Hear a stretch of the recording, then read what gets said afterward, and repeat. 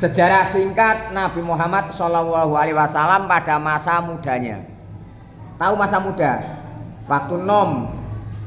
Semasa kecil Nabi Muhammad memiliki sifat yang sangat jujur sekali kepada siapa saja.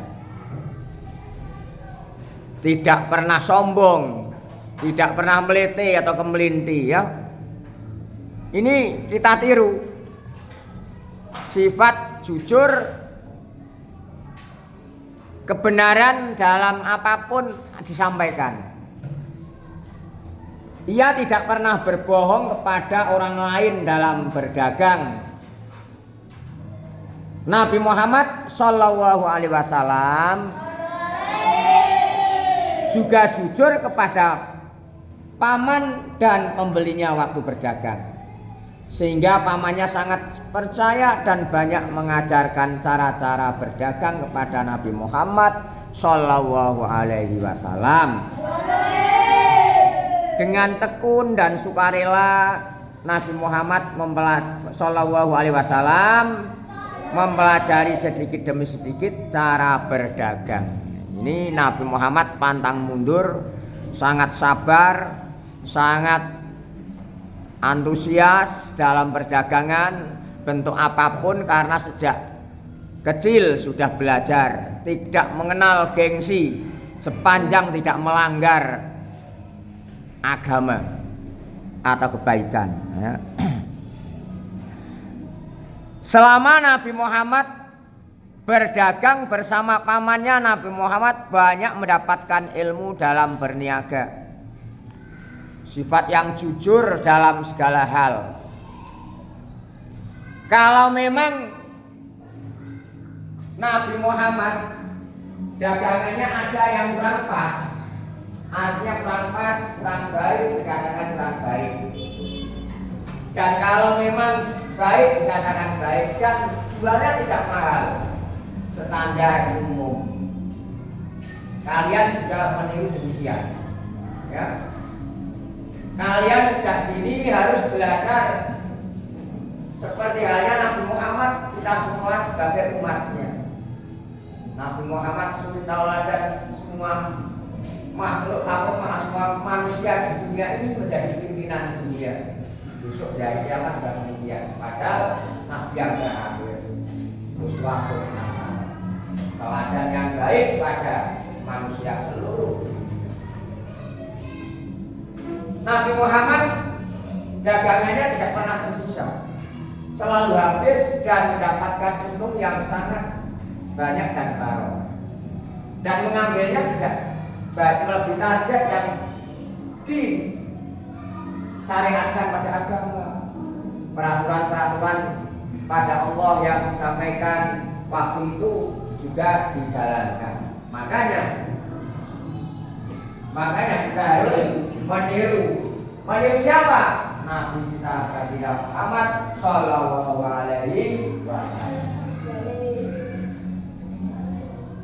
Kalau memang 1 kilo pas 1 kilo ya. Kalau menimbang 1 kilo harus pas 1 kilo.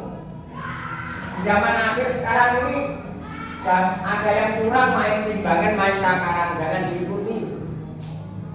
Kadang timbang 1 kilo kurang 1 kilo, kadang kurang seperempat ton, jangan diikuti mereka yang demikian. Karena berbuat baik akan kembali pada diri kita sendiri. Ini Nabi Muhammad berlaku jujur semenjak kecil, bahkan akhirnya ada yang simpati. Simpati siapa? Seorang yang kaya raya, yaitu Siti Khadijah. Sampai Nabi Muhammad diminta untuk menjalankan dagangannya karena sangat simpatinya, tahu kejujuran dan tahu akhlak yang sangat mulia. Bahkan Siti Khadijah sampai tersayang ini pada Nabi Muhammad, akhirnya diambil suami sendiri. Bagaimana Nabi Muhammad? Nabi Muhammad akhirnya mau juga.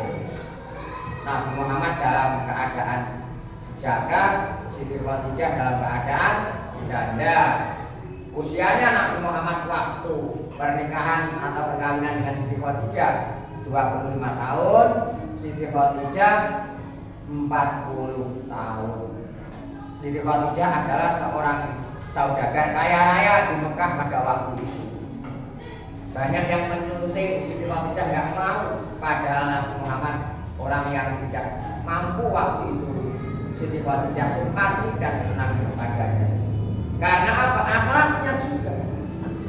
Waktu Siti Khadijah masih janda juga banyak yang akan menyunting, tapi bukan karena apa itu yang lain, karena sesuatu bisa diartikan dari hartanya dan sebagainya.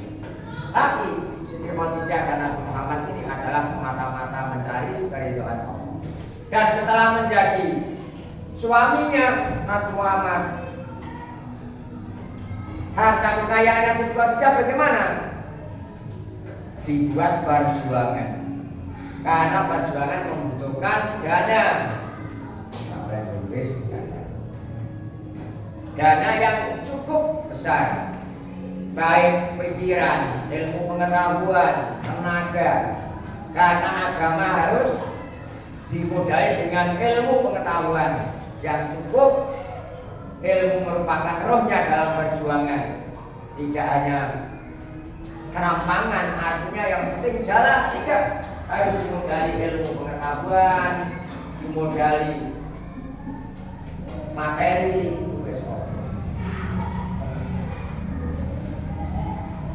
Itu bekal untuk perjuangan. Jadi kalian besok kalau punya ilmu, punya dana atau harta kekayaan, tenaga, buat perjuangan menyeluruh yang baik. Kalau memang Pak, saya ilmunya hanya sekian-sekian, sampaikanlah. Kalau memang diminta ada orang lain, lewat berdagang dan sebagainya, boleh. Lewat bertani, lewat pekerjaan, bentuk apapun, yang penting halal untuk mencari nafkah keluarga, mencari hidup. Karena ini dunia ini isinya adalah apa? Bekal menuju akhirat. Perdagangan boleh Pak? Boleh. Pak, apa Abdul sendiri juga berdagang sembako, PLN, kadang berdagang buah, ada buahnya, nggak apa-apa. Ini adalah memang kewajiban kita hidup di dunia, mau makan, tempat atau rumah harus bekerja. Bekerja apa? Bentuknya yang penting halal, baik ridha Allah.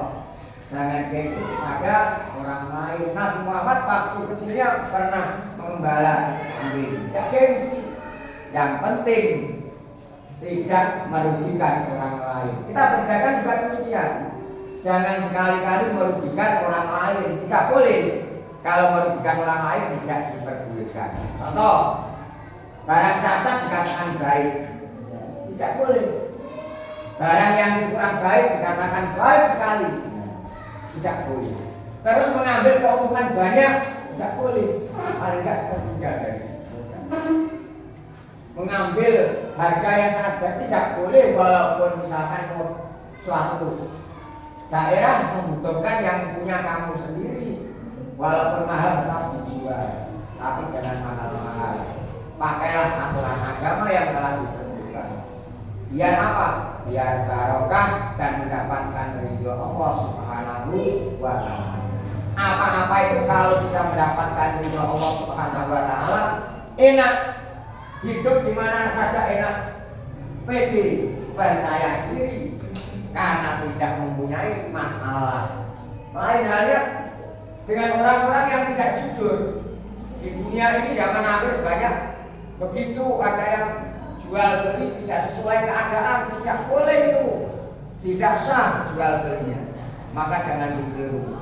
Kalau penipuan dalam bentuk apapun, walaupun kelihatannya banyak, tapi pikirannya mumet, bingung ngarepe dhewe, bingung dengan sendirinya, karena salahnya sendiri.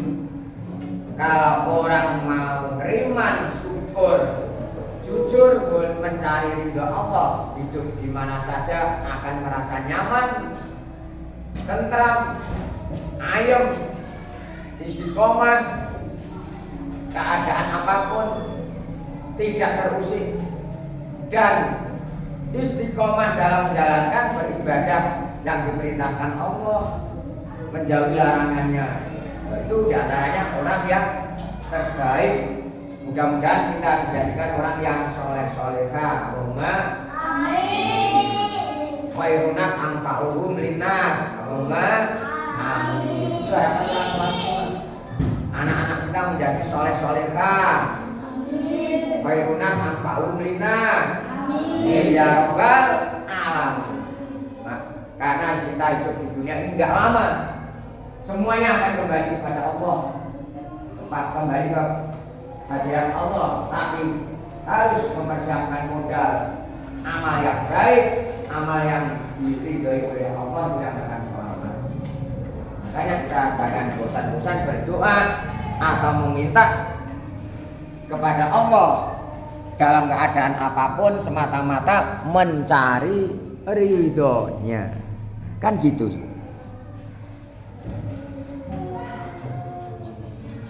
Selama berdagang untuk Khadijah, Nabi Muhammad mendapatkan keuntungan yang besar. Hal ini didapatkan karena apa? Selama berdagang ia sangat tekun, jujur, ramah, murah senyum kepada pembeli yang datang kepada Nabi. Waktu itu kita kalau dagang juga demikian. Ojo pletat, pletot menjap karo pembeli. Nah ngono ya bosen. Wis sing grapyak, sing sopan. Nah sampean pedagang ngono. Ya gitu.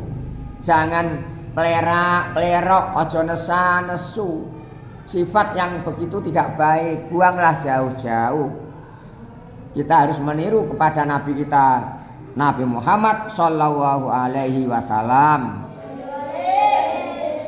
Nabi tidak pernah membohongi pembeli. Jika ia melihat ada barang dagangan yang cacat, dikatakan cacat, tidak ditutup-tutupi. Nah ini senang pembeli dan ditunjukkan kecacatannya. Jika barang berharga murah, maka Nabi tidak menjual harga mahal menurut standar harga yang berlaku. Kula aneh atau waktu membelinya juga demikian. Karena mahal ya dijual mahal, murah dijual murah keadaan. Ya seperti cabai, tahu cabai ya? Lombok saat ini mencapai 100.000, kadang 90.000, bahkan 120.000 saat ini. Nah, mengapa Pak? Karena pasokan ini kurang. Itulah Pak. Kalau pasokan banyak, harga menyesuaikan.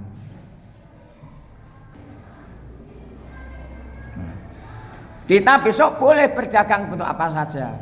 Yang penting kita harus ikhlas, jujur dalam bentuk apapun. Kayak gitu. Dalam kepada pembeli ramah, sopan, itu yang diajarkan pada agama. Dalam berdagang tidak pernah rugi. Nabi kita harus diusahakan demikian, dan dagangannya pasti habis karena pembeli senang sekali kepada Nabi. Bahkan ia mendapatkan keuntungan yang besar sebab cara berdagang yang dilakukan oleh Nabi Muhammad sallallahu alaihi wasallam. Banyak yang senang dan banyak membeli barang yang didagangkan sehingga barang yang dijual Nabi tidak tersisa. Mereka merasa senang karena menjumpai pedagang yang benar-benar jujur. Mereka senang mendapatkan barang yang baik dan tidak tertipu. Semenjak kecil Nabi Muhammad sallallahu alaihi wasallam memiliki sifat yang tabah, sabar, taat, hormat, rajin bekerja, tidak malas, kuat pemikirannya, tidak cengeng, tidak cengeng ngerti, tidak mudah patah hati. Semangatnya tinggi walaupun itu masih kecil. Kita juga meniru demikian. Jojo cengeng, saisihate ngek, jangan. Berlatihlah mandiri. Biar kita kuat besok di masa muda, masa remaja, masa tua di masyarakat besok. Hal itu tampak ketika beliau menjadi seorang, ya termasuk pengembala kambing, ada yang menceritakan begitu. Waktu itu Nabi Muhammad tidak malu menjalankan pekerjaannya untuk mencukupi apa? Kebutuhan hidup sehari-hari. Kita bekerja apapun jangan gengsi sama manusia. Di zaman sekarang tuh banyak orang yang penyakit rohani tapi tidak merasa penyakitan. Penyakit rohani itu gengsi. Wong mencari barang apik kok gengsi. Padahal hidupnya mewah-mewah tapi kadang dalam hutangan terlilit utang. Kadang enggan mengembalikan. Jangan meniru yang demikian, itu salah. Makanya dalam berkeluarga besok kalian harus bisa pandai-pandai mengatur ekonomi. Ekonomi adalah aturan rumah tangga. Ilmu aturan rumah tangga, misalkan penghasilan satu hari 100.000, untuk sekian-sekian dibagi sekian-sekian dicukupkan dan disisakan atau ditabung. Untuk apa tabungan? Untuk jogo-jogo sesuatu hal yang mendadak dan sebagainya. Karena kehidupan bermasyarakat, hidup dalam berkeluarga ini kebutuhan tanpa terduga itu kadang ada, termasuk sakit, kadang kebutuhan mendadak untuk ini, untuk itu dan sebagainya. Maka kita harus pandai-pandai untuk mengatur ekonomi. Jangan boros oleh koyo akeh entekno saiki blas pisan aja. Pandai-pandailah untuk mengatur ekonomi. Jadi kita biar tercukupi, biar ibadah tenang, karena orang ibadah tanpa berkecukupan menyeluruh akan sulit khusyuk tenang. Makanya kita berusaha. Semuanya akan ada rizkinya, rizki bukan tidak mungkin keliru pada yang lain. Nabi Muhammad sangat dicintai pada teman-teman sebayanya. Karena apa? Tidak pernah sombong, tidak melete, tidak kemelinti, tidak kemenyek. Biasa-biasa saja. Ilmunya tinggi ya biasa. Awakmu dadi wong pangkat sugih biasa. Gak usah melete, gak usah kemaki atau kemelinti. Nak Jawa Tengah kemelinti. Ini Nabi disayangi orang-orang juga diantara karena akhlaknya. Sangat ramah kepada siapa saja tanpa membedakan siapa saja. Jadi jangan membeda-bedakan dalam segala hal. Tidak sombong maupun menyakiti orang lain.